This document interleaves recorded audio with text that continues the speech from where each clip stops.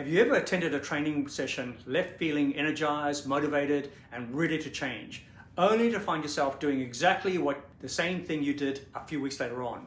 If so, you're not alone. And the reason may not be what you think. Most people believe improvement happens when they acquire information, attend workshops, read a lot of books, watch the course, learn the strategy. But information alone rarely changes performance. If information was enough, every person who attended training would become exceptional. We know that's not true. The gap isn't information.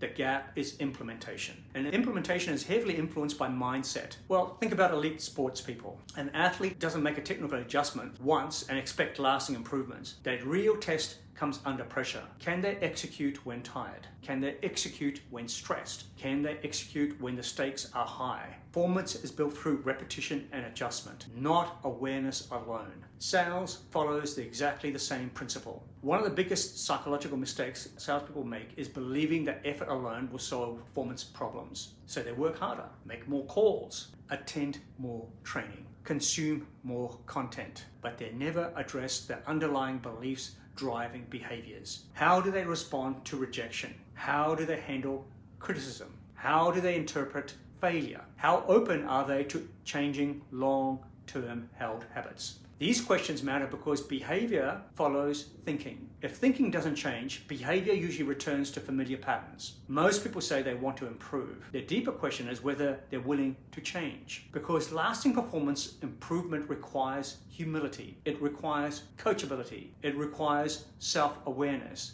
And it requires a willingness to challenge your current way of thinking. That's where meaningful growth begins. If you're invested in training but feel your results keep returning to the same level, the issue may not be a lack of information. It may be one of the psychological mistakes outlined in my course. DM mistakes or click the link in my bio to learn more about the 7 psychological mistakes salespeople make and how to fix them.